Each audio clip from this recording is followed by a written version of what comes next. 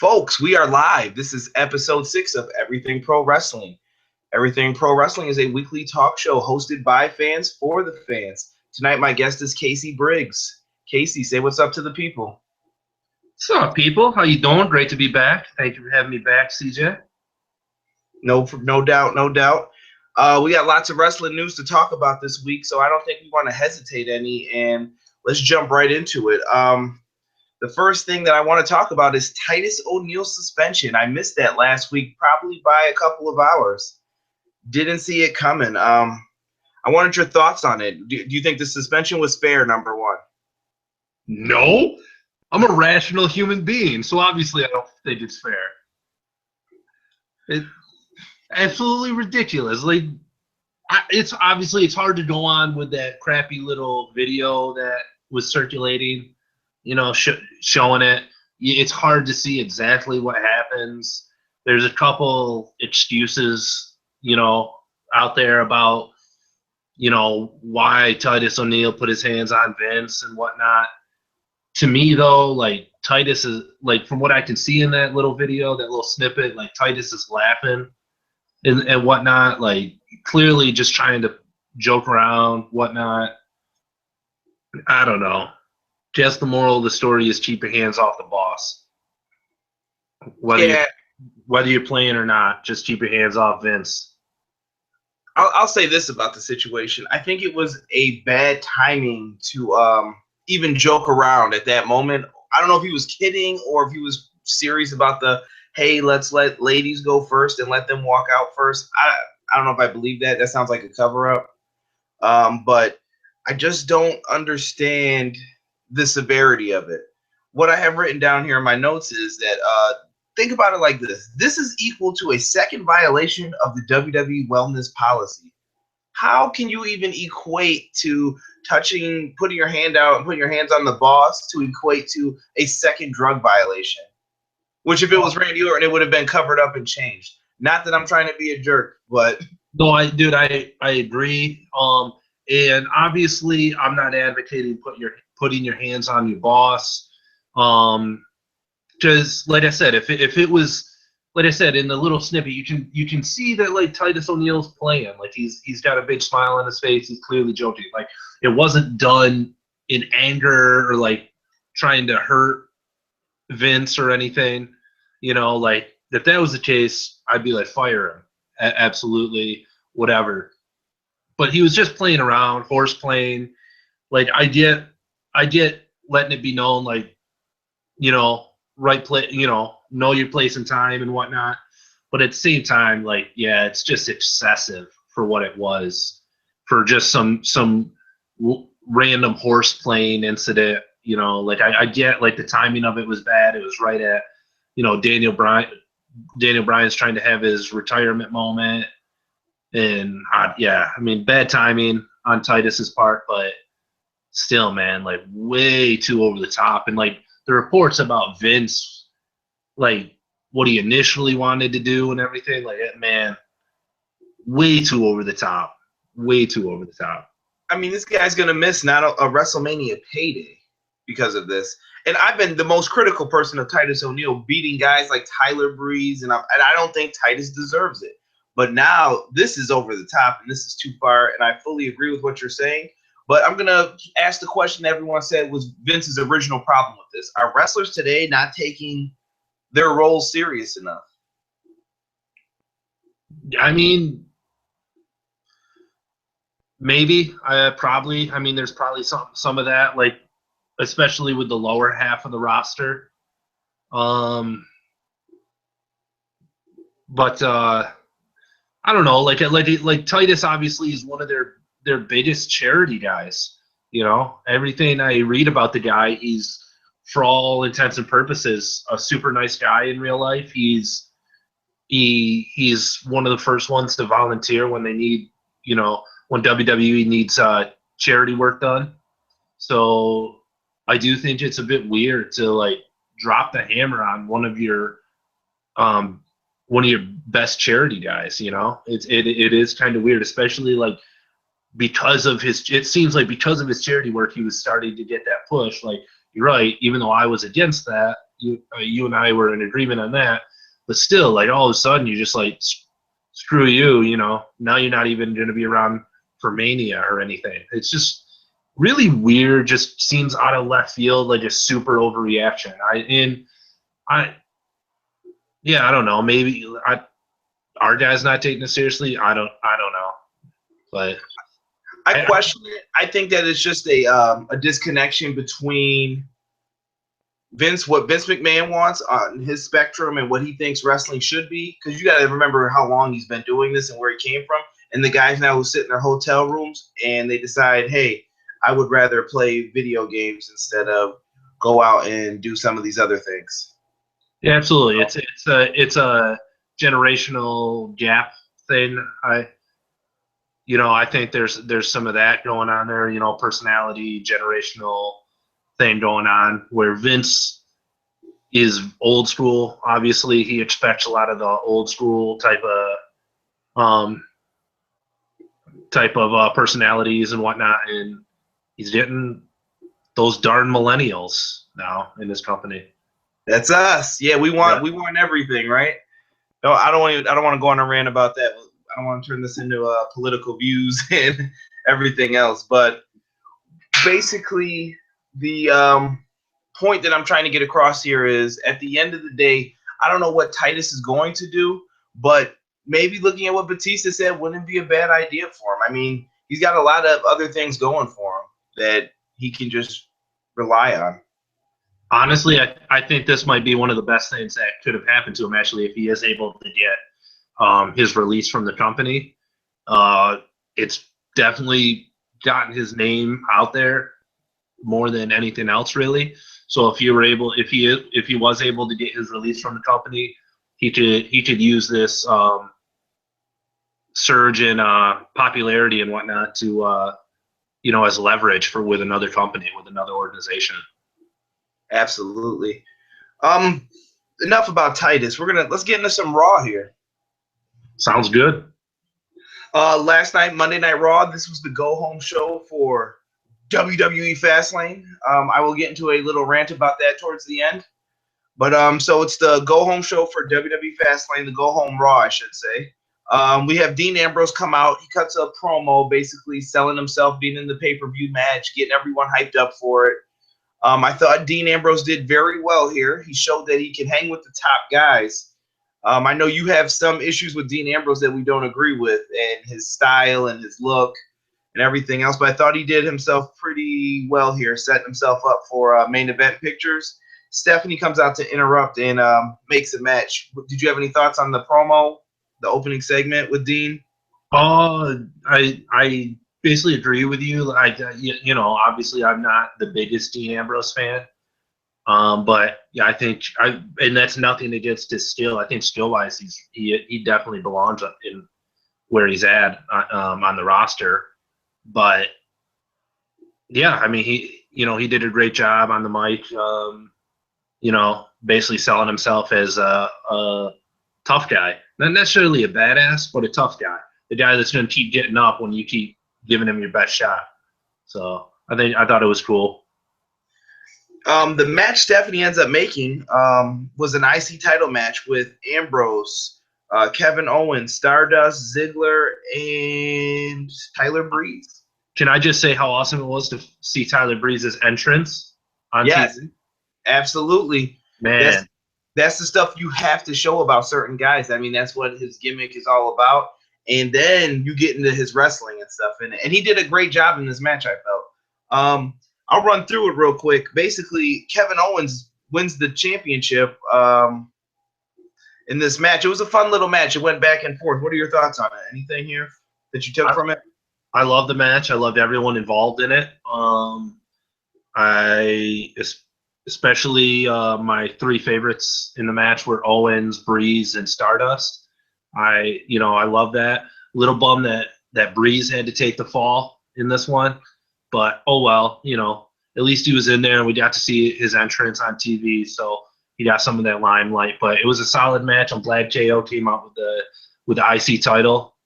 It was definitely their way to free it up from Dean before Fastlane, because now everyone's thinking, well, Dean doesn't have the title. Maybe he might win. No, he's not going to win at Fastlane. But come on, guys. That's our logic. So good match here. Then we had a great use of backstage interviews with Renee Young. Renee Young's backstage, and who did she start talking to? Dean Ambrose. Dean Ambrose was back there cutting his promo, basically, and they're out there talking. She kicks it back to the announcers, but the announcers say, oh, wait, hold on. There's something else going on. Kick it back to Renee. And then Kevin Owens is there, and I'm like, this is exactly what Raw's been missing for a few years now. The spontaneity. Eric Bischoff, I think, said it once about Nitro that fans tune in more when there's stuff that you're like, whoa, what's going on? You're more interested. It'll pique your interest often in the show. And then they kick it to basically Kevin Owens back there talking trash, which I loved. Yeah. Setting up a match with him and Ziggler. And what was our next? Anytime Kevin Owens and Renee Young can cut off Byron Saxton, I'm all for it. So, not a Byron fan? Absolutely not. I feel bad for the guy because they give him a lot of like Carlton Banks type jokes, like "You grew up in the suburbs, shut up, Byron." I'm like, this dude can't even respond to this. Like, he's probably like, "Man, I used to be a wrestler." He just has to sit there and smile and take it. Yeah, exactly. With his pencil on the side or his pen that he's holding, like, yeah, I'm the third guy here. I feel bad for the dude. Big E defeated Mark Henry in a weird ending. Mark Henry. I read reports he actually really got injured. Apparently, he said he's fine, but it looked like it was a rib injury or something that occurred, maybe from one of the splashes. Mark's only got a few weeks left, I feel, in him. I think he's staying with the company, but I don't think he's going to be wrestling too much longer. Yeah, definitely. I completely agree. Like, respect the guy, respect what he's done, but yeah, he's one of those guys. His time has come. And it was just kind of an awkward ending to the match. Solid match between two big men, but just an awkward ending because of that injury. Yeah, Big E is definitely the man. I definitely am liking him as a powerhouse. I took him pretty serious in this match. I was like, man, he's holding on Mark Henry like he's nothing right now. Yeah. So decent match. It was okay. Then we had the Brie and Charlotte promo. Now I'm gonna get on my high horse a little bit about this. Brie's out there playing up that she's Daniel Bryan's wife. I mean, you know how it's been since she's been in that role. But the Charlotte promo, I wrote something down here that I felt like she was a hypocrite during the promo. You want sympathy for your brother, but you're going to talk about someone who had to retire because of concussions. I know it's all worked in, but I thought that instantly when she was saying that in my head. What were you thinking when you saw this promo go back and forth? No, I mean, it's true. Like, I mean, don't get me wrong. I thought it was if Charlotte hadn't played that, they hadn't done that angle before with Charlotte, like, it would have been a solid promo. Good mic work and stuff. But yeah, it came off as hypocritical. Like, again, WWE creative treating its fans like they're stupid, like they're amnesiacs, Like we remember this stuff. It was just a few months ago. Like, we remember. We get into the AJ Styles defeating The Miz here. What have you thought of AJ Styles since he's come in? I mean, has he impressed you? Are you okay with him? Are you like, hey, he's doing a good job? I mean, what do you think?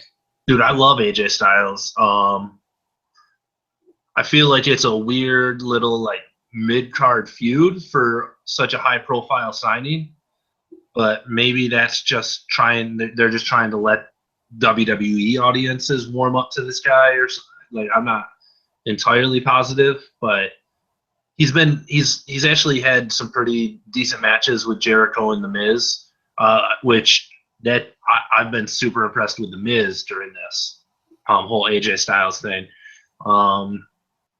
But yeah, I mean, solid matches. I actually really enjoyed his match with The Miz last night. Yeah, I don't know. I'm excited. I hope the future holds some bigger and brighter things for AJ. But for what it is, yeah. I mean, it's a feud to begin his WWE career with a WWE legend and Chris Jericho. So Yeah, it never hurts if you're going to end up working with Chris Jericho, one of the best in the business. yeah, Um, and I think you know what I think best will be if Jericho turns heel in this. I know they gave them the split win, which I have no issue with that because I saw people telling Jericho on Twitter that he was holding talent down, and I was like, when has Jericho ever done that? Jericho's put over more people than anybody. I wouldn't mind him getting a win once in a while, a little bit more over others. you mean like Big Show brought up, and I have Yeah, 8 wins in the last year. exactly, exactly. I thought that was good. Dudley Boys cut a promo after that. The Dudley Boys may have moved into my Miz spot. I always say Miz is the best, like, legit heel on the roster. He gets the right reaction. But now that the Dudley Boys are heels again, I think these guys know exactly what they're doing. No more tables. They're just here to beat people up, and they're going to do whatever they have to do. I thought they just cut a good promo, and they got real heat from the crowd.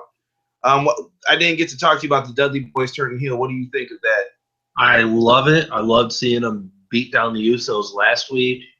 They're awesome. I think the whole like cutting out the tables, banning their tables, is a good move for their heel act. Only other thing is, man, like ditch the camo, ditch the camo. Give me some tie dye. Give me some tie dye. Oh man, I don't know. I don't know if New Jack probably would approve of that with you, but because New Jack says they stole that from him. man, I their tie dye look was awesome. It's the classic look from the ECW days. But no, I love the Dudley Boys. They're one of the best tag teams of all time. So I love them as a heel. It instantly elevates them in the tag division. They went from being like after their nostalgia run here to start when they came back. They were kind of like in the middle of the pack in the tag division, and I feel like them turning heel last week, it instantly elevates them right back up there to the top of the heap. With after the Dudley Boys, now this is a match that I have one word written down next to it. It's impressed. Summer Rae defeated Paige. And I think Paige is a great act, and I think Paige can take the losses for right now because she has plenty of time to up her title wins and everything else. Because I love Paige personally. I think she's a great wrestler. But Summer Rae really impressed me because I've listened to other people brag about Summer Rae and NXT, and I really wasn't watching it then when it was on Hulu and everything. But Summer Rae really impressed me in this match. What did you think of that match overall with the roll-ups? Dude, Summer Rae was awesome in this match. So we need more of that with the whole ladies wrestling revolution. I hate to use the word diva, but Summer Rae, yeah, she did awesome, and Paige is definitely someone to help showcase the talent of other female wrestlers for sure, because she's a super talented wrestler. Like you said, she's super young, so she still has plenty of time to, she can take a couple losses here. So Yeah. Let's see, what do we have next? This is the Paul Heyman Roman Reigns promo, which I have good next to it. I like that Heyman came out, does his usual shtick with, I'm Paul Heyman, I'm the advocate for Brock Lesnar. He's going to tell you why you need to buy Fastlane because Lesnar's going to destroy 2/3 of the Shield, and even those two working together couldn't stop Brock. So the only hope Roman Reigns has is to make sure he beats Dean Ambrose. I like how he put, you can't have your best friend and your wife, your family happy at the same time, your wife and your kid happy. And he even put it in real perspective, which sometimes you do get in those situations in real life, and I like that. What'd you think of the promo? Paul Heyman is the greatest manager of all time. I love Paul Heyman. I'm a Paul Heyman guy. The dude, honestly, the dude is gold on the mic. You could literally give him a microphone, give him the worst possible match ever. Big Show versus I don't even know. Like, and no offense, Big Show, that you instantly came to mind for worst match ever. But I apologize for that. But I'm just saying, like, Big Show versus someone crazy, like, I don't know, like Sin Cara or something. Like, and but he'd make you. He could literally within 2 minutes, he could literally make you believe that this is the greatest match that you'll ever witness. I love Paul Heyman. The dude is amazing, and I love the fans booing as soon as Roman started, like, grabbed the mic and started talking. It's like, no, you're gonna ruin it. I thought he did a good job. I didn't think he did too bad with the. No, he didn't. Like, at first I was a little nervous because he had the stupid little smirk on his face when he first started talking, and I was like, uh-oh, here we go with smart ass Roman Reigns. But no, he did a good job. He didn't tell jokes and try to be Cena 2.0. He did his thing. He was pretty serious, and yeah, like, I thought it was cool. I thought it was like leading into a serious match like that. I think it was really good. It was two serious guys being serious with each other about what's going to go down on Sunday night. Now, the one part that I didn't mention was after this promo was happening, Reigns basically turns looking at Heyman, setting up the shot for the stills for on WWE.com for the photos of Heyman on the outside, Reigns looking at him, and then all of a sudden the Dudley Boys come from out of nowhere and start beating down Reigns.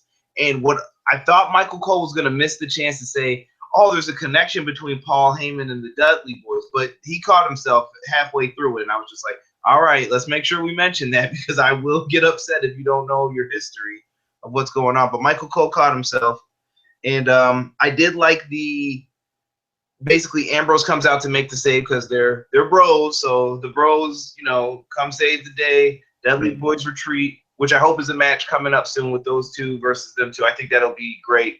They do the fist pound, but I liked how when Dean shook Roman's hand, he brought him in for the dirty deeds and then starts laughing after, like, yeah, I'm just a lunatic fringe, I'm crazy or whatever. And Roman's like giggling, but then he's like, I don't know, man. This dude was really about to set me up or whatnot. So I thought that was a good tease. I don't know if you liked it, but I loved it. I was hoping he'd go through with it, but no, it was a good tease. We'll see him go through with it on Sunday night. The fans booed when he actually did it in DDT, and which is the worst part. I'm like, oh man. And that just leads me to my whole thing. Like, as a fan who knows what he's watching and can understand how stories unfold and are developed and whatnot, like, obviously this is all pointing towards Roman Reigns versus Triple H at WrestleMania. And it's like, why are they doing that to us? Like, for the title, at least, like, do they not hear the fans boo when Roman lifts a mic to his mouth? Do they not hear the fans boo when Roman doesn't get, dirty deeds delivered to him? Like, do they not hear that, or do they just not care? Maybe they're trying to make the payoffs happen when they want them to happen. Maybe they're missing the bigger point with it. I tell everyone this. I think Roman gets a bad deal from a lot of people. I don't think he's as bad as everyone thinks. Is he the greatest? Absolutely not. I still think he's working on it, though. And I don't think he's that bad. I don't think he's terrible. And I don't mind him wrestling Triple H at WrestleMania. It just shouldn't be for the title. They can have their feud culminate at WrestleMania. He's not the right guy right now to have that big title moment at WrestleMania. Let's see here. So we got the Vincent J. McMahon award that they presented. We're going to talk about that later on in another segment. Just odd. That felt like it came out of the blue, and I'm like, so we're not going to talk about the Hall of Fame announcements or anything else? What is this? This is just off the cuff. So I just thought that was weird. Can I ask you real quick, who's in the Hall of Fame so far this year? Sting. Yeah. Like, that's it? Yeah, I mean, they're probably waiting to announce the people, like, after this pay-per-view every week, like one every week. So I'll let it slide for now. Sting's just the main draw that they want to focus on. I get that. I get Sting being the main attraction, but it just feels the pacing of it is off. Like that they announced Sting so far back, it seems, and we haven't heard anything. We haven't heard anything else about the Hall of Fame, any other inductees. So it just the pacing's a little weird to me. Absolutely. We'll see what they turn up with over the next few weeks. This match, I got okay next to it. They had Heath Slater defeat Zack Ryder. I'm not gonna lie to you guys, I kind of was paying attention to this. I kind of wasn't. I started zoning out a little bit because it's Heath Slater and the Social Outcast. I got nothing. And the only thought I had in my mind was, what are you talking about? Social Outcasts are gold, baby. They are gold. I think certain ones are gold and certain ones are not. Like the shining people are there. Like you see, like Bo Dallas, he's good with me. Curtis Axel has been all right for the most part, and Heath Slater's my I'm not gonna lie to you guys, he's my favorite. He's like a lovable loser.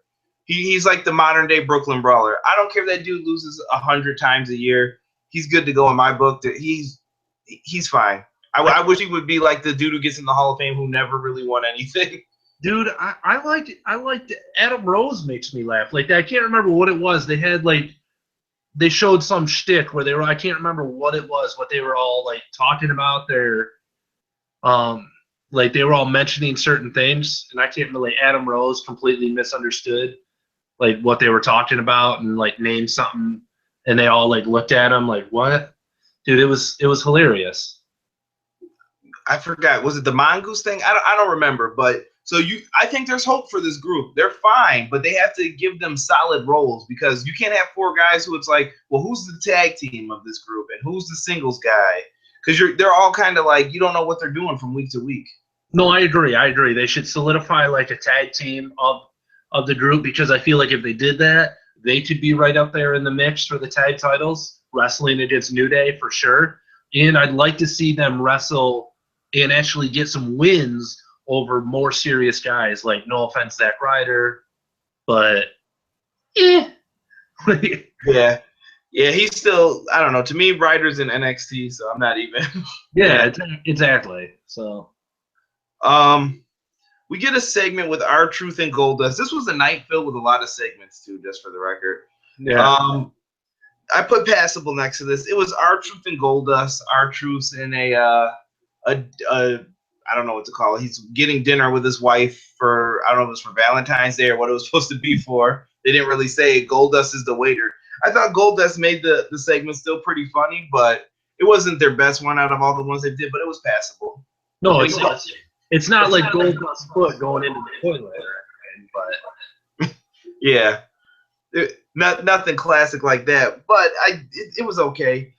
What do you think of Goldust and R-Truth as a tag team? Do you think this is something they're going to pull off, or I can't remember who said it on a show or two back with me that maybe this is something to set up Stardust becoming Cody or Goldust and Stardust bonding again? I don't think it will be because, as you know, I'm a big superhero fan. I'm a big superhero TV show geek. Stephen Amell's my boy. I love that dude on Arrow. And it was just posted, I think it was over the weekend, wasn't it? Where Stardust showed up to in Dallas to a convention, Comic-Con down there, and where Stephen Amell was hosting he was on a panel, answering questions and just talking to fans. And Stardust interrupted and presented Stephen Amell with his Slammy Award and ended up throwing a glass of water in Stephen Amell's face. Stephen Amell, obviously, if you guys don't remember, was the actor who teamed with Neville at SummerSlam against Stardust and Wade Barrett. So, and obviously he and Neville beat Stardust and Shane Barrett. So it really looks to me like they're going to continue that feud because they have had celebrity moments at WrestleMania and stuff. So I feel like Stephen Amell might be coming back for a singles match at WrestleMania against Stardust. So I feel like the Goldust R-Truth thing is more they're going to end up as a tag team, kind of comic relief type stuff, which I don't know. I mean, we always get tag teams like that. We had it with Team Hell No. There, Daniel Bryan and Kane. That was a comedic tag team that actually ended up winning. So it could work. I like them together. They're funny. They make me laugh. Yeah, I feel like they're just a PG version of Booker T and Goldust. So I mean, they did fine with it. Speaking of Stephen Amell, this guy has a podcast as well that you can check out all his shows on if you want to plug it real quick. I thought it was a perfect moment for that. Absolutely. I started a couple weeks ago. I recap the weekend superhero TV shows. You can look it up on Facebook. This is Casey. Look it up on Facebook. I got a couple of them posted on there, and I'm going to keep doing it every week. Like I said, I love superhero TV shows, superhero movies, anything geeky, really. And if you want anything else, you can get at me on there and let me know what you'd like to see. Link will be in the description, folks. And we're going to keep it moving here. We get into the League of Nations defeating the Lucha Dragons and Neville. This is the one that I slept through. Yeah, it's passable, but I mean, it was passable because of Neville, Kalisto, and as I call him, Sin Hunico being awesome throughout the match. And I can't. I don't know. It's the League of Nations, man. They're killing me. Like, I can't do this with them anymore. I agree. You and I talked about it when they were first formed. I thought it could work if they did it right. They haven't done it right at all. First of all, like the name of their group was wrong to begin with because they're a heel group, and the League of Nations was not a bad thing if you remember from history class. Like, so like, why did they name themselves the League of Nations? It just never made sense to me. Like, I don't know, like they're boring. And I actually got excited last night when they came out onto the when they came out from behind the curtain, and I saw Sheamus was the one with his T-shirt still on. So I was like, all right, Wade Barrett finally gonna wrestle on Raw. Sweet. Nope. He's just chilling. Yeah. I mean, I guess they couldn't call him the Axis. I mean, that would have presented even more history class problems. I get that, but they could have come up with something more menacing than the League of Nations. I don't know. It just and Kevin Owens, thank the Lord that you were not around that week when they formed that team, that you got sick or whatever happened. Yeah. It was the best thing that ever happened to you. Yeah. Yeah, so I don't know. That match was it was all right. They need to cut ties with Del Rio. Yeah, that WWE, I mean, not League of Nations, WWE. Like, he was cool, like, when he came back as a surprise, like, to beat John Cena for the U.S. title. That was really cool. He had some good momentum behind him for, like, a week and a half. But then we all realized that he was still Alberto Del Rio. So, right. You know what he's missing? To be honest, while we're on it, I guess we could say what they're all missing. Ricardo? Yes, Ricardo Rodriguez needs to come back. So if anyone gets this, send this to Ricardo. You can tell him the time frame that I say it. Ricardo Rodriguez needs to be back with Alberto Del Rio, or this does not work. All right? I mean, the $1 Million Man was never the same without Virgil. You got to have these two paired up together. It just works. Rusev, we want to see Lana, man. That's it. Where's Lana? They just hide her sometimes. Yeah.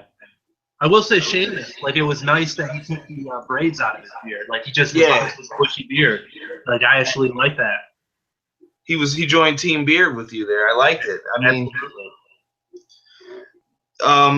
all those guys just need something else. I don't know. I think they just thought maybe we put all four of them together, something will work. They tried. It didn't work. So hopefully they can come up with something else.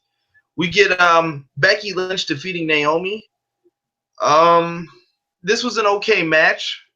I like Becky getting the win here, and I'm liking the setup towards WrestleMania that I'm seeing. What do you think of Becky Lynch and Naomi and how they're setting all this up right now? I love Becky Lynch. She's awesome. I love my Irish people, except for Sheamus. Step your game up. I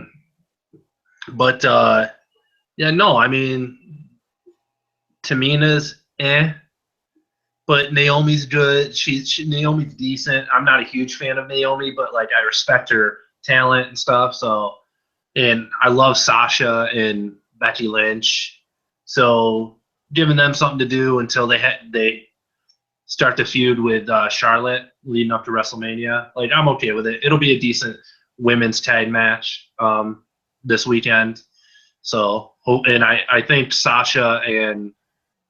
I feel like Sasha and Becky will probably pull off the W. I hope so. And then there'll be some turmoil. Yeah, they definitely should. I can get into how they should probably book that when we get to the end with the predictions. Did you like when Sasha came out and she was taking off like she came out in heels, number one. I'm like, she ain't doing nothing in those heels. And then she's taking the earrings off and stuff. Did you like that? I mean, oh, dude, that was straight up out like badass chick. Like she had the hoop earrings that she's pulling off. Like, oh no, hold my earrings.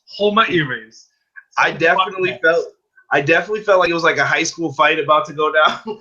Like, absolutely. Took me back to 10th grade. Yeah, so I liked it. It was all right. We'll see what happens with them. And the main event, the big main event that social media basically exploded over, The Big Show versus Braun Strowman. I know you've waited all night to talk about this and how great match, great setup. Basically, Big Show defeats Braun Strowman by DQ with the Wyatt family coming in. And I know you're a big Bray Wyatt guy. I love the Wyatt family promo in the beginning and the setup for everything. And I guess they're taking down Titans is the word they're using. I like it. It's an old WWE term. And Ryback and Kane come out and make the save basically for Big Show. What did you think overall of the main event segment? Anytime, we'll get into this when we talk. I don't know. We're talking about it now. Big Show was involved. We'll talk about it. I have so much respect for Big Show in his career and everything, what he's done as a big man. Bro. Anytime, it's 2016. I do not want to see a main event featuring Big Show. That's not something that's keeping me enticed through the 3-hour Raw. I'm not like, oh, I gotta stick around. Big Show's on at the end. But no, but I mean, for what it was, like, I'm glad the Wyatt family was involved in the main event. I know a lot of people are down on Braun Strowman, but I feel like most of that was because of the rumors that he was gonna face Taker at WrestleMania. As far as a big man, I actually don't mind Braun Strowman. I think there's a lot of potential there as a massive powerhouse. Yes, he's still green, but like he'll get there, and he's only going to get there by having these matches. No, I don't. I'm not saying I want him to face Undertaker at WrestleMania. Don't take this the wrong way, people. But I like the dude. I like Braun Strowman for what he is. He's a giant oak tree. I'm not too excited about Ryback. I actually you guys mentioned it last week. I actually like his new ring attire better than what he was wearing. And then let's get to Kane. We already had Big Show in the main event of Raw, and now you're gonna toss in a Kane coming up through the ring. Like what is this? Is this 2001? Honestly, it's cool. The Wyatt family is obviously gonna face those three at Fastlane. It's looking like. Hopefully they put a beat down on these three jamokes. And then what I'm hoping is they go on to take out another Titan, an even bigger Titan, later in the night at Fastlane, named Brock Lesnar. But I mean, it is what it is. I'm not excited that the Wyatt family is having to wrestle Big Show, Kane, and Ryback. I'd rather they had some better people to feud with. But if it gets them to fighting Brock Lesnar, so be it. It'll be well worth it. Yeah, and for a 3-hour Raw, I'm going to say this. Number one, I hate the 3-hour format. It's way too long. And basically, you do not end your go-home show to try and sell pay-per-views to your largest audience with Big Show versus Braun Strowman, because that's not your main event. That has nothing to do with you selling Fastlane. So I just wasn't a fan of it. But we'll close the. Go ahead. I'll be honest with you. I didn't even realize it was the main event. Like, I was watching Raw, and I wasn't paying attention to the time or anything. Like, I didn't realize it was the main event. Just again, I was like, there's no way that this match, Braun Strowman versus Big Show, is the main event. B, I knew that Big Show was doing the podcast, the Stone Cold podcast right after. So I was like, there's, like, he's not going to be in the final match. They're going to have his match end, so he has time to, like, get to the back and get set up with Stone Cold and whatnot. Like, nope. Like when the show ended after that, I was like, what? Like, the go home Raw is literally ending with Ryback, Kane, and Big Show standing in the ring. Like, are you serious? That's what they thought would sell the network. We'll move on from Raw and talk about something that I love so dearly, which is NXT. NXT, this is from February 10th, 2016. The results, we get into Baron Corbin defeating Johnny Gargano, hits him with the end of days. Loving Baron Corbin, still getting the wins. You got to keep this kid strong. I think there is huge potential here with him. He is still my most improved player over the year. This kid has it. He's got something. I know you're a big fan. What do you think of Corbin, or even if you have some thoughts on Gargano even? I will start with Gargano. I thought it was a super impressive outing for him.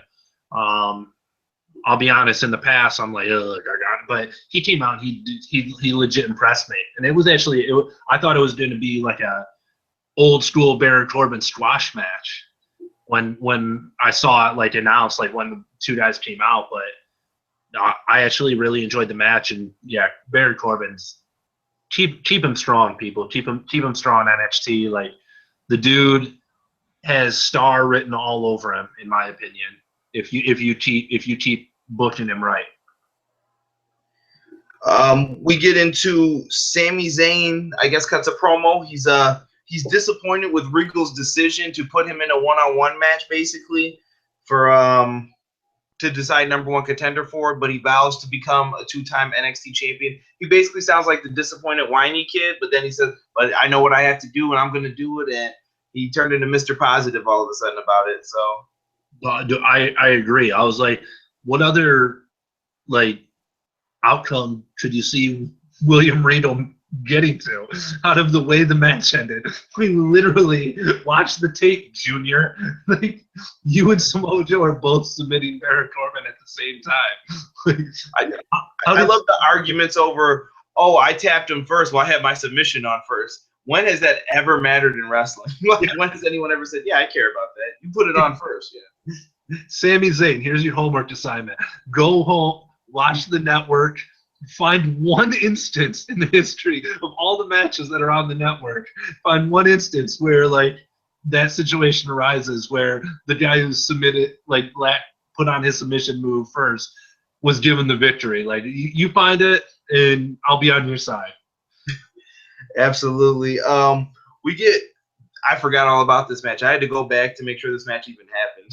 The Hype Bros defeated some local guys. I mean, I know they're training down in Florida or whatever, but Hype Rider, they hit the win.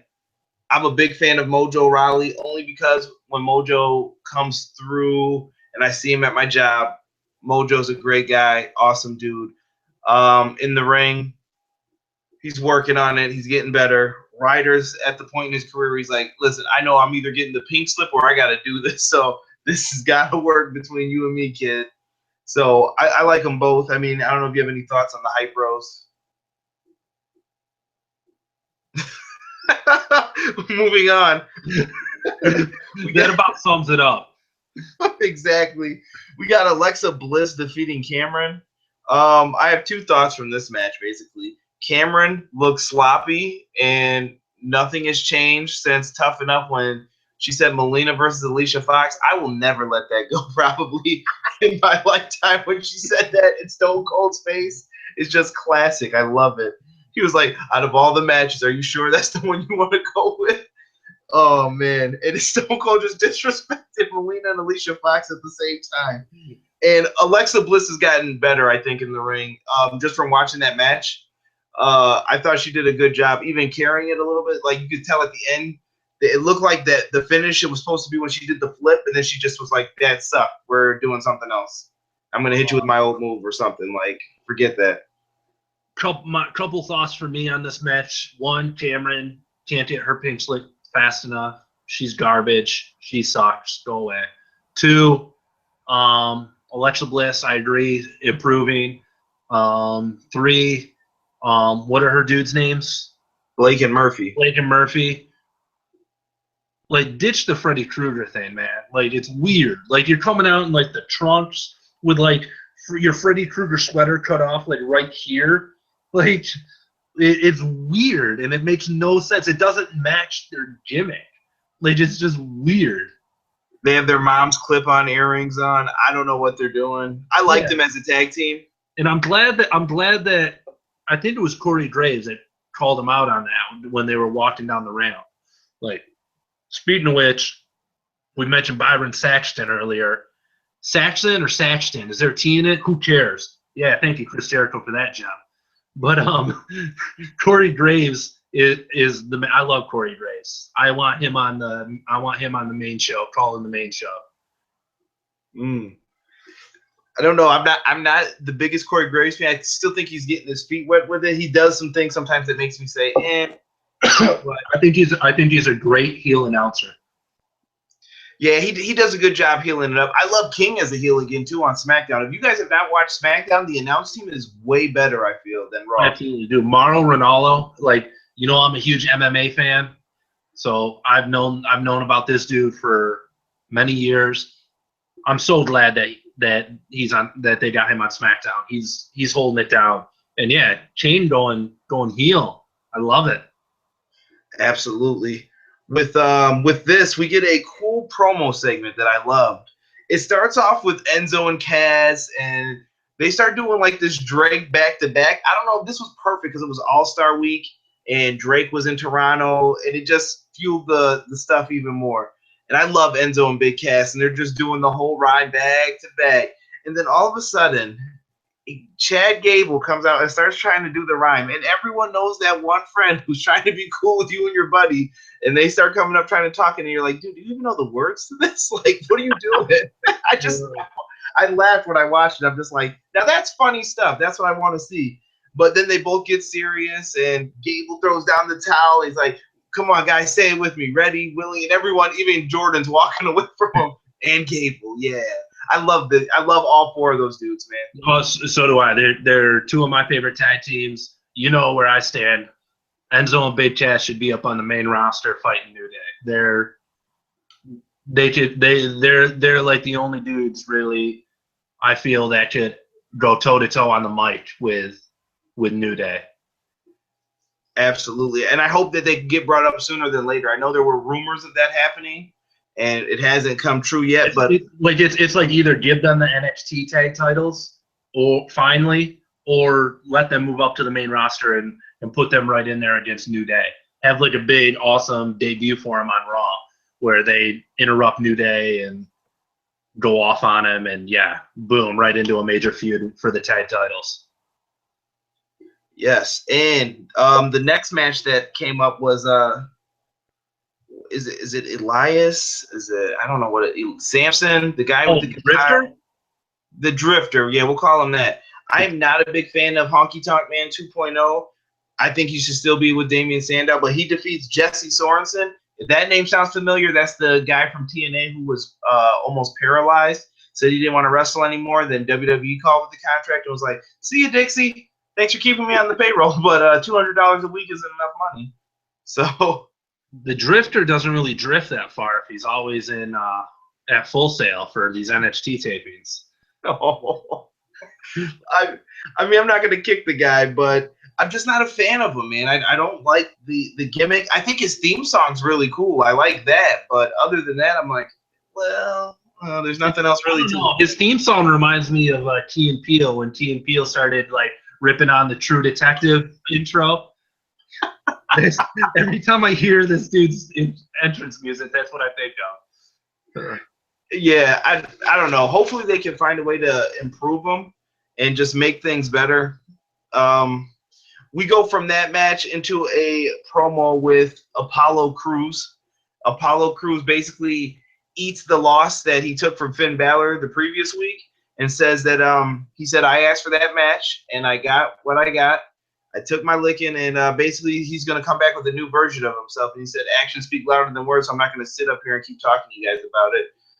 And I think he's done a lot better on his interview segments and things like that. I like Apollo Crews, and I still stand by it. Apollo Crews will be your next or first, whatever you want to call it in your own minds, African-American World Heavyweight Champion. I agree. I wish he would. I still want him to get a manager, though. I think he could do really well.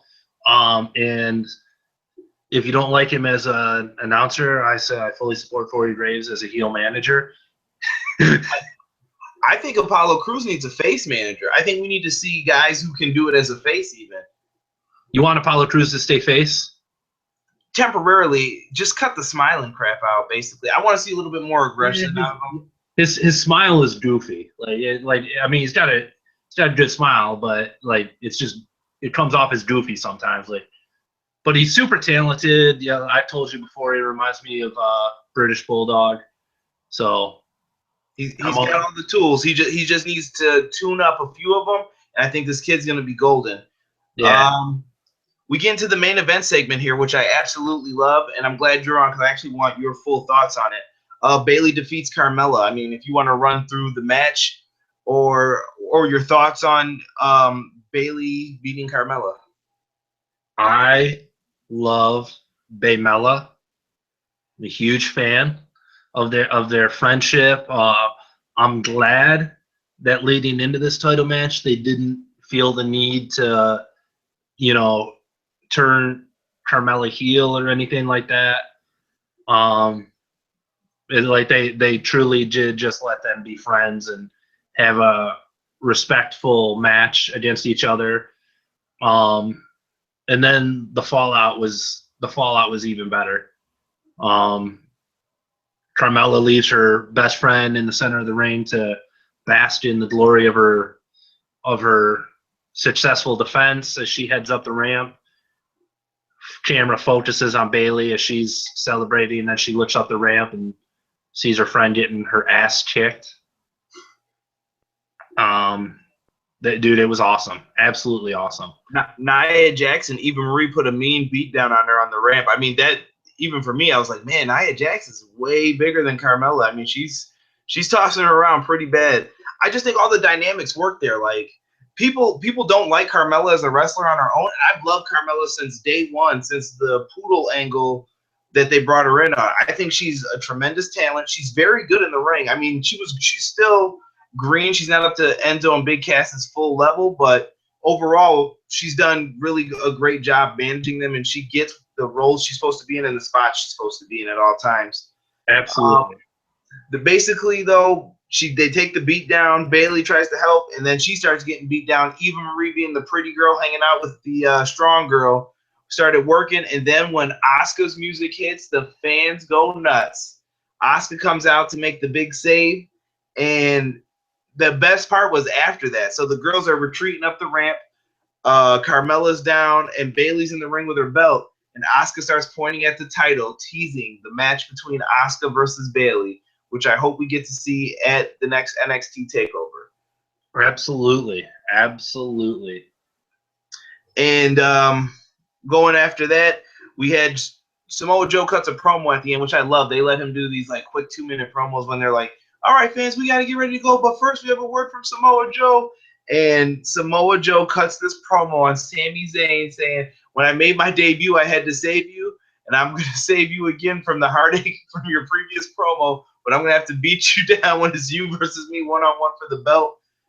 When the belt's going to be on the line for the #1 contendership. And I love Samoa Joe. He takes it serious. He does a great job.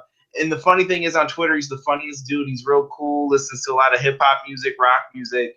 Just a great guy, and I love Joe being in NXT. It's just great. I love Samoa Joe too, and just real quick, if you guys haven't seen that post that he made about Daniel Bryan, like look it up, check it out. It was an awesome little short essay basically that Samoa Joe wrote about Daniel Bryan, the respect he has for him. So it was really cool. I love Samoa Joe, so I hope he gets brought up to the main roster soon, as soon as they fire Alberto Del Rio. As he takes a drink from his cup there. I guess we're going to get into this little news segment. Basically, I just want to run through 5 stories right now that I thought were big deals in the past week. And I know one of them we've talked about, but the other 4 we didn't with each other. The first one is the one we talked about, CM Punk being injured with UFC. I know we got some UFC fans, Brian Cav in the Facebook group and everything. So I want you guys to share your opinions on this too, but Casey, what do you think of CM Punk with the back injury? Is it too much? Should he have had it taken care of? I mentioned it earlier, so you guys know, like, I'm a diehard MMA fan. I love MMA. Not just UFC. I won't say I'm just a UFC fan. I'm an MMA fan. I watch them all. I was one of the guys that was super excited when they announced that CM Punk signed with the UFC, because I've known for a long time he was always at UFC shows, especially when they would come to Chicago. Ariel Helwani would always go to his house and do like a cool little like interview with Punk when they were in Chicago. I've known about Punk being good friends with Henzo, I believe, isn't it? Henzo? No, not Henzo. Rick Gracie, Eva Marie's husband there. And rolling with him for many, many years, just dabbling in BJJ. So when they signed him, I was excited at the prospect of it. But then it just keeps taking more and more and more time. And finally, like this last one was just like, I've defended him through all these delays, you know, like I'm like, let the dude train for a year, you know, like, and then he had I think it was like a bum shoulder or something like that at first that delayed it even more. So finally, like, we finally get this. Dana White signs this kid Mickey Gall, who we found on his reality series on the UFC Fight Pass and YouTube, on his YouTube channel.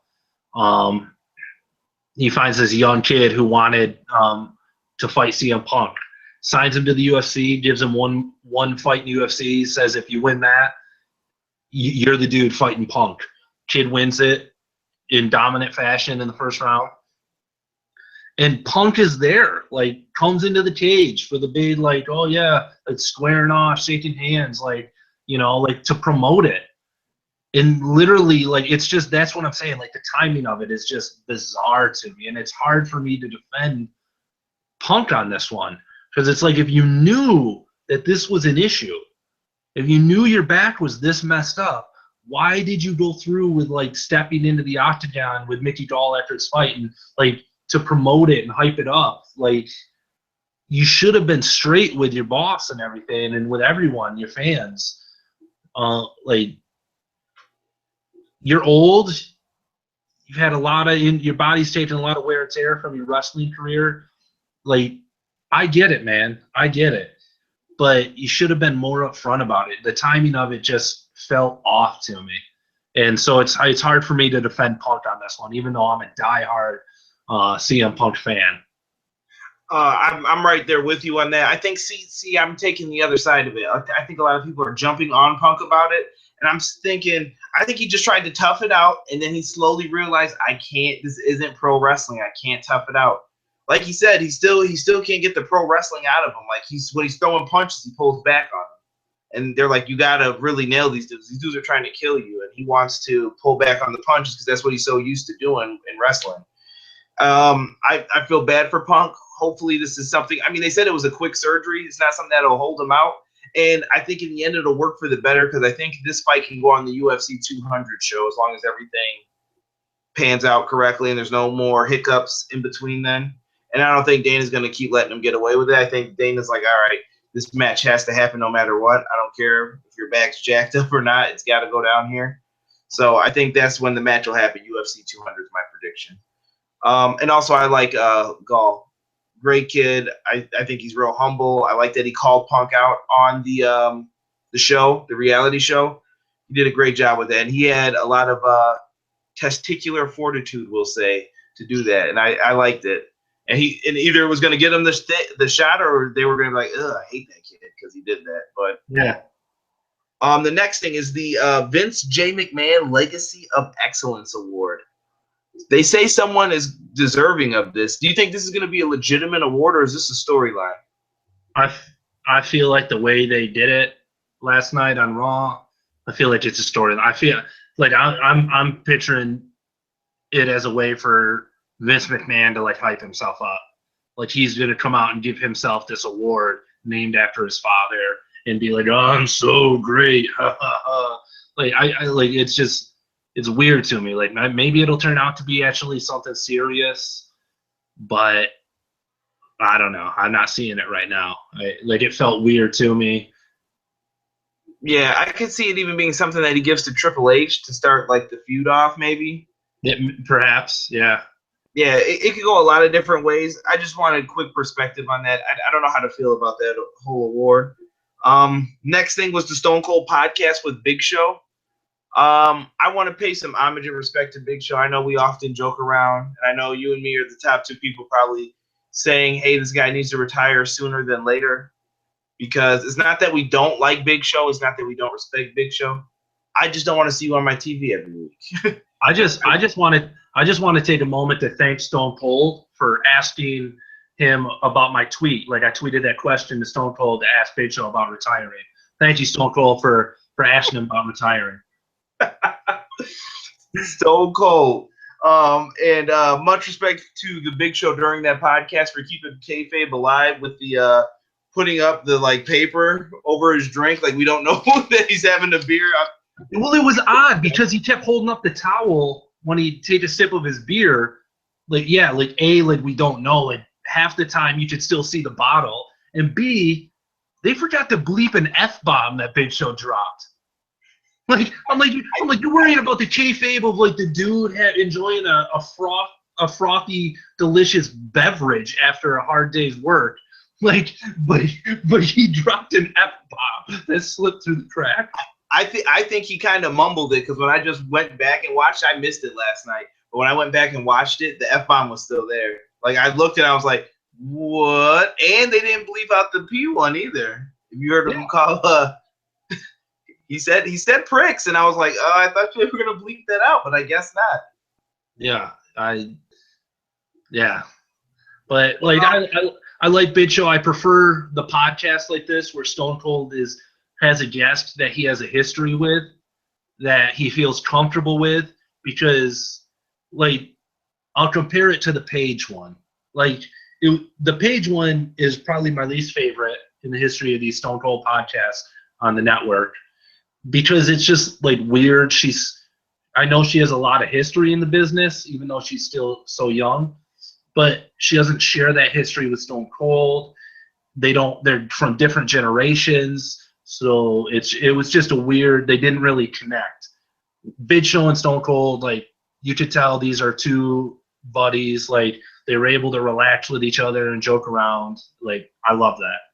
Yeah, I think that Jericho maybe needs to do the younger folks a little bit, and Stone Cold gets the older guys. That's what I think would just work better personally. And then I think you even maybe need to throw JR on there and just JR is going to dig deep and talk wrestling. Like let's just talk some old school wrestling here. I think that's just something for them to look at possibly, and maybe you put JR on there with someone like Michael Hayes one week. You know, there should be one podcast a month at least, I feel. Yeah. But fans, we do have our answer, hopefully, barring anything. 2 years. 2 years. So we can make it, guys. We've come this far. We can make it 2 more years. Hopefully WrestleMania 33 doesn't have a Big Show in the headliner. But no, Big Show, I love you, I respect you, and I felt bad when they showed the picture of his grandpa. You could tell he hadn't seen that picture in a long time because the eyes were watered. I got the chills, man. I got the feels for him on that. When I was like, man, I did too, man. I did too. Like I said, I joke about the Big Show, but like I said, I have a lot of respect for the dude.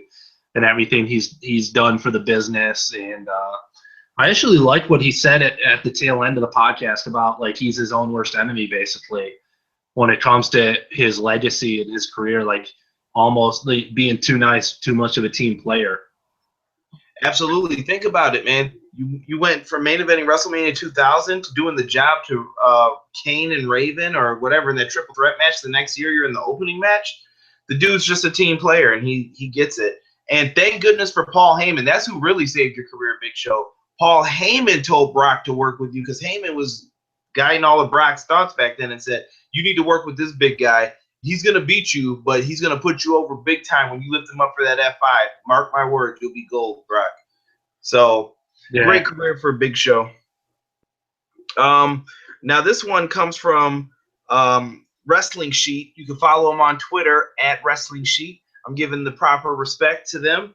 They broke the news of Wade Barrett leaving in June. Hurts my heart, man. Oh, hopefully he's able to move on to if he still wants to be wrestling. Hopefully he could easily a main eventer in any other promotion he steps into. But he might, he's been in a couple movies. He might choose to pursue that. Whatever the future holds for him, I wish him nothing but the best. I totally understand why he's leaving. WWE has failed miserably at using Wade Barrett. I love Wade Barrett, and they have failed miserably at using this guy. He should have been a main eventer. He should have won the title with the whole Nexus angle. And they blew their chance, and they've just been wasting him ever since. I feel, though, that Wade Barrett had several other chances, too. He basically, I don't know, man, he got injured at a lot of bad times, too, like the feud with Orton. You could tell they were pushing him towards that World Heavyweight Championship even then. Barrett had so much potential, and they just cut the legs out from under him. And then when they put him in the core, like, you just started knowing things like, oh, what are they doing? Why are they doing this? And you just feel bad for the guy. And like you said, when you saw him on Raw, you were like, oh, yes, Barrett's going to wrestle. Man, this is about to be sweet. And nothing for him. Hopefully he continues wrestling, but if not, I wish him the best in anything he does. And hopefully they realize, hey, man, we made a mistake with this guy. He could have been something more. Maybe someone will pick him up. And the last thing is WWE is going to have a global cruiserweight series on the WWE Network. And I have some other news from this, which came from the Wrestling Observer.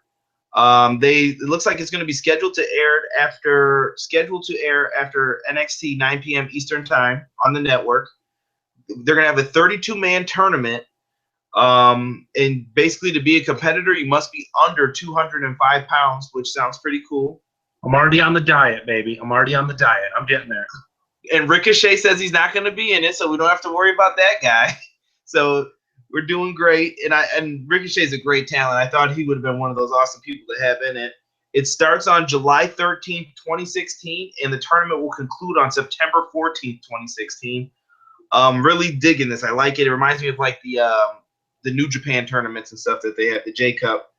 And the winner will sign with WWE more than likely and be billed as the best cruiserweight, which I don't know if that's going to help or hurt their chances with how WWE has always treated cruiserweights and the stigma that comes with it, even in WCW, of being labeled a cruiserweight. Overall, what do you think of WWE bringing back the cruiserweight division and having a show like this? I look forward to it. I love high-flying, fast-paced wrestling. You and I have talked in the past. I thought that they should bring back the cruiserweight title. I feel like they should do away with one of their mid-card titles, and I felt like the cruiserweight title might be a good one to bring in to supplant it. So I know that there's no specific mention of the cruiserweight title in this announcement. So, but still, like, it seems promising. I'll definitely be checking it out. I'll tell you one thing. It'll either be insanely awesome and one of the best things in the WWE brand, or they'll botch it like none other. So. Yeah, I think that this division could be something for NXT to have as another title for themselves even, and I can see NXT expanding to the 2-hour format to eventually. I mean, they're getting eventually to that point where it's like they're getting too big for this. Yeah, and that was the news for wrestling this week, and basically now we're gonna get to the final. What about the what about the that rumor that they're looking to cut out some pay-per-views? Ooh, I was gonna let that one go because I didn't see enough people confirm it. But yeah, I'm all about it. I love the Beast in the East special and all those other little ones. I like those. Here's my thing though. Like I know I mentioned this to you. Doesn't it feel weird that they differentiate between pay-per-view and like live special, like live network special? Like when now that their pay-per-views are on the network, aren't they by definition live network specials? You would assume that, but I mean, I think they're taking it as these are still on pay-per-view technically. I get it, but it's just weird to me that there's that weird distinction, differentiation between the two. But I'm all for this. Do away with crappy pay-per-views. And you know what I'd love to see? Instead of just calling them random like live events, live network specials, I got 3 words for you. In your house. Call the live network specials in your house. Just like all the NXT specials are called Takeover, and they can have like some subtitle after that. Call these live network specials in your house. It's just a cool way to like exactly what it is. It's easier, rolls off the tongue easier than live network special. Like yeah. It's a way to brand them and instantly the fans know, okay, this isn't like a main show, but it's still like something cool, something special on the network. And to be honest, Fastlane is one of those pay-per-views I would definitely cut. I hate the in-between time. Royal Rumble should go, all right, you got all these, and if you want to have a special match on a main event or a live network special, cool. But Royal Rumble, then it goes to Mania. Like, you've won, you're going to Mania, that's the end of it. No questions asked. And then you can tell a story in between then on Raw. But I like that. And speaking of annoying things, this is a good segue into the final segment, which is our WWE Fastlane thoughts and predictions. And first, let me go on my little mini rant here. I hate them saying WWE Fastlane.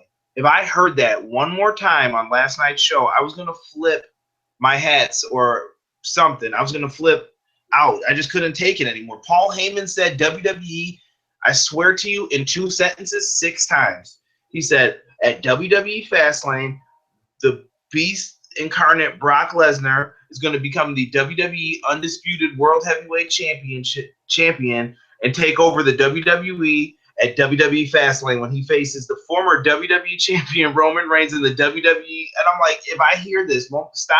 Just stop. It's too much. Just call it Fastlane. It's pissing me off. Like, I just couldn't take it anymore. I don't know. Does that bother you?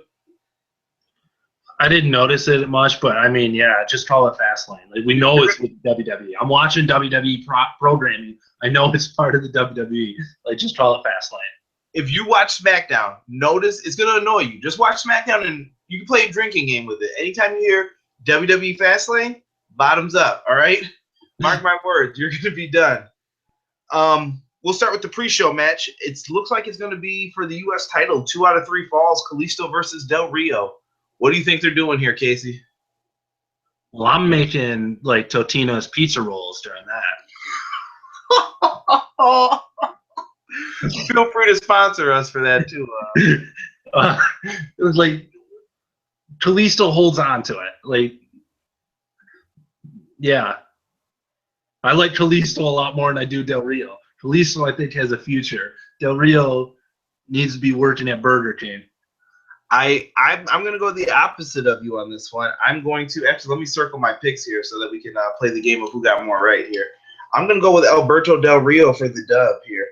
And I'll tell you why. I'm starting to think that they like the Sin Cara and Kalisto pairing a little bit better. And I think that Del Rio is going to play the little political game to make sure he goes over in this one. That's just me. I'm not saying Del Rio's a bad guy. I'm just saying Del Rio's trying to eat, and he's got to make sure he sticks around, so he needs that title. Yeah, I hear you. Now I guess this might be the first segment, but the New Day will be on Edge and Christian's Cutting Edge Peep Show. Let's just jam all that together.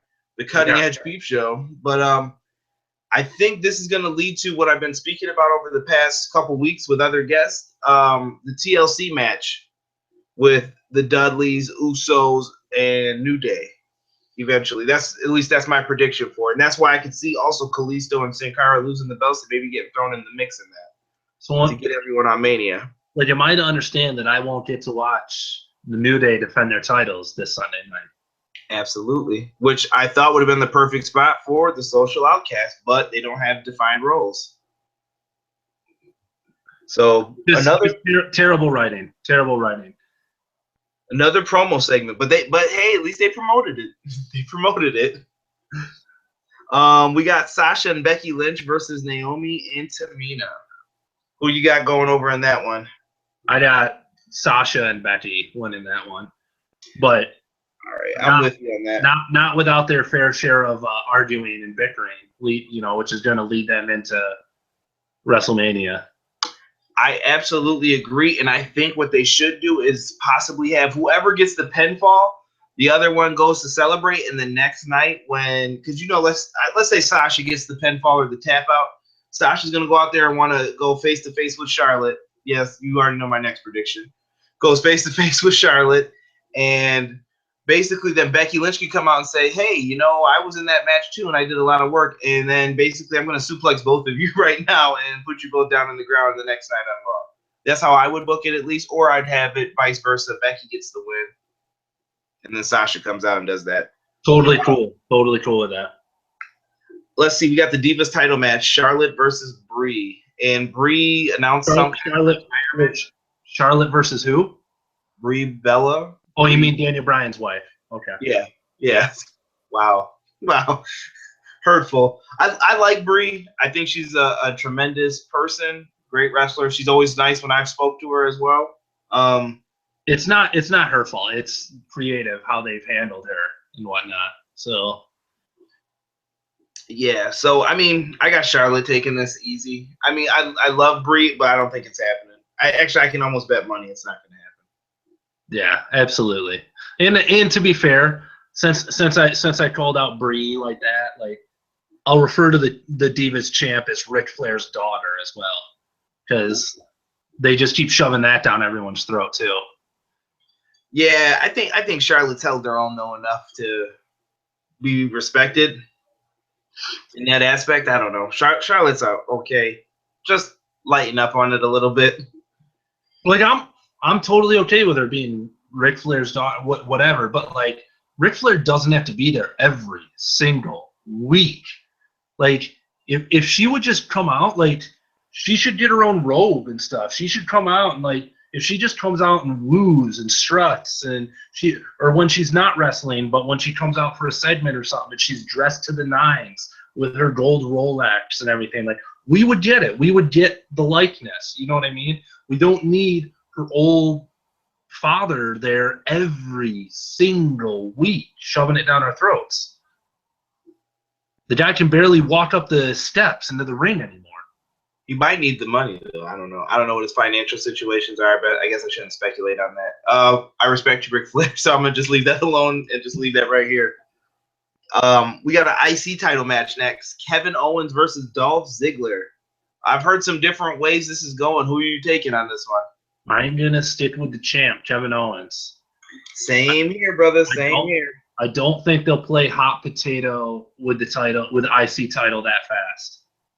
I'm just wondering if the IC title is going to go in another ladder match, like a multi-man match, or can we expect, I don't know, maybe a Sami Zayn, Kevin Owens? I'm praying that they do something like that. That'd be a lot better, but after Samoa Joe beats Sami Zayn to become the #1 contender, Sami Zayn's left with nothing to do. you're not going to be the 2-time NXT champ. Come back up to the main roster after Fastlane and put a whooping on Kevin Owens. Absolutely, I would love to see that. And then we got the main event. Winner goes on to face Triple H at WrestleMania. Who knows who could win this one? Oh my God! We need Sherlock Holmes to figure this one out. Oh. You got Dean Ambrose, the guy who just lost his Intercontinental title, so that surely means they're putting the belts on him, possibly. Woo-hoo. Roman Reigns and Brock. I'm not fighting Triple H ever again if you saw WrestleMania 29 Lesnar. So, yeah, obviously Roman. I'm going with Roman as well. Thanks to some interference, hopefully from the Wyatt family. I think Brock's going to have it won at one point against Dean maybe, and then all of a sudden the Wyatts are going to come out and ruin it. And hopefully this leads to the Bray Wyatt-Lesnar match that we both want to see. Absolutely. And Dean Ambrose, I don't know where he goes from here. That's why I'm a little worried. Like we mentioned, like hopefully Sami Zayn can come up and continue his feud with Kevin Owens, his blood feud that he's got going on. But I'm worried that we're just going to get another Kevin Owens Dean Ambrose match, because obviously you'll have the whole like, I still get my rematch. I was the Intercontinental Champion and I didn't get a rematch. But hopefully, like, they can get that out of the way, like on Raw or something, and move on. Like, I don't know. Like, I'd like to see Dean Ambrose. I don't know. He could wrestle someone else. Yeah, I mean, maybe have him make someone. Who knows? Have him wrestle AJ Styles at WrestleMania. Just in a, like, you don't need a title or anything crazy. It's just two talented dudes going at it. Yeah. We'll see. We'll see how it turns out. And I'm guessing that they're going to put AJ and Jericho on this. I know they're going to set it up on SmackDown, I'm guessing.